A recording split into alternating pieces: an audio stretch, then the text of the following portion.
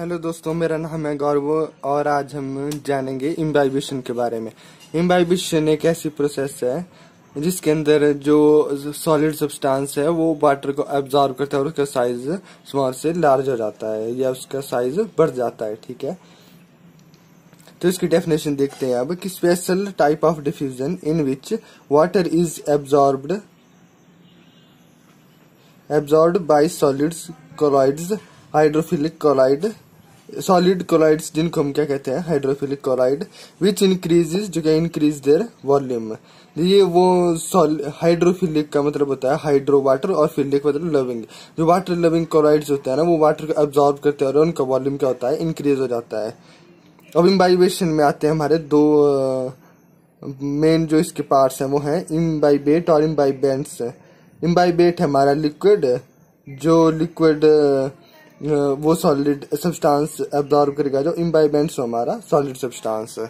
और चलिए इसको एक एग्जांपल की तरह इस एग्जांपल की तरह से समझते हैं कि जैसे जब पहले के जमाने में जब हमारे पास या उन लोगों के पास वो टूल्स नहीं थे जो एक बड़ी सी रॉक को तोड़ सके, तो वो क्या कहते हैं, जैसे कोई रॉक है ये, तो वो क्या कहते हैं इसमें थोड़ा सा एक जैसे उसकी अपर लेयर होती थी उसमें एक थोड़ा सा एक होल करते थे या किसी वो दूसरे पत्थरों की हेल्प से, और फिर उसमें ना एक वुड को लगा देते थे वो, और उस वुड में क्या करते थे वो पानी देते रहते थे रोज।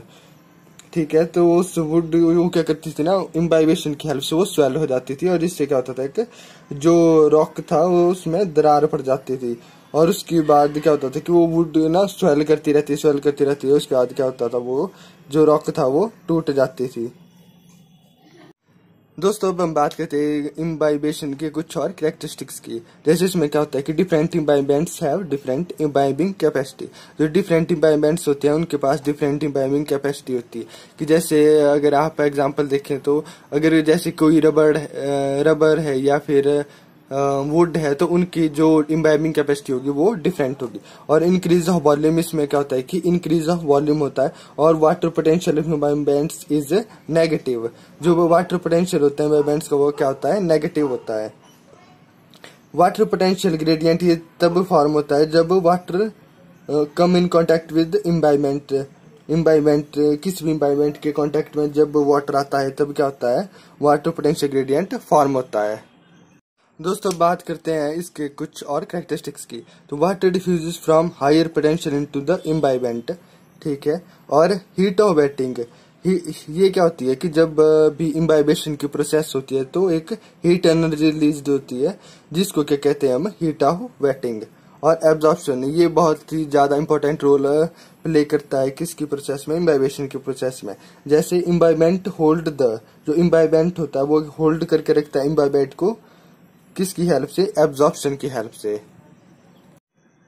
चलिए बात करते हैं factors affecting the imbibition process. First one is are pressure, second one is are pH of the medium if it is basic और acidic, third one is are texture of the imbibant, fourth is are affinity of imbibant to इम्बाइबेट।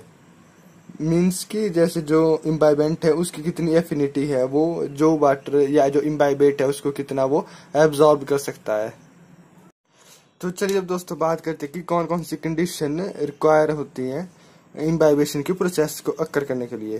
तो सबसे पहले हमारा water potential gradient should occur between imbibant and the imbibate. जो water potential gradient है ना वो क्या होता है वो इम्बाइबेंट और इम्बाइबेट के बीच में अक्कर करना चाहिए, मतलब आना चाहिए, नहीं तो इम्बाइबेशन की प्रोसेस नहीं होगी। और require force of attraction between imbibate and imbibant. जैसे इम्बाइबेशन प्रोसेस के लिए इम्बाइबेट और इम्बाइबेंट के बीच में थोड़ी बहुत मतलब जो फोर्स ऑफ अट्रैक्शन है उनके मॉलिक्यूल्स में वो होनी चाहिए, नहीं तो इम्बाइबेशन की प्रोसेस नहीं होती है। और जब भी हम इंक्रीज इन टेम्परेचर करेंगे तो जो इंक्रीज इन इम्बाइबेशन प्रोसेस भी होगा।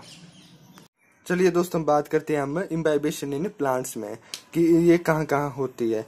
Cause swelling of seeds by breaking the testa. जो टेस्टा होता है वो सीड की अपर मोस्ट या आउटर मोस्ट लेयर होती है तो उसको ब्रेक करता है ये कैसे, by swelling the seed. Seed क्या करता है, जो सीड के अंदर वाला पार्ट होता है, जो इनर पार्ट होता है, वो वाटर को एब्जॉर्ब करता है, जिसके सीड क्या हो जाता है, स्वेल हो जाता है और टेस्टा ब्रेक हो जाता है। और दूसरा सेकंड हमारा seed germination, first step is imbibition. जब इस सीड की जर्मिनेशन होती है तो सबसे पहला स्टेप कौन सा होता है हमारा, इम्बाइबेशन। जैसे वाटर अब्जॉर्ब करता है तभी उसके बाद जो सीड है वो ग्रो होना स्टार्ट करता है, उसके बाद वो स्मॉल हर्ब बनता है, फिर प्लांट, फिर ट्री। फिर water goes into ovules which are ripening into seeds by imbibition.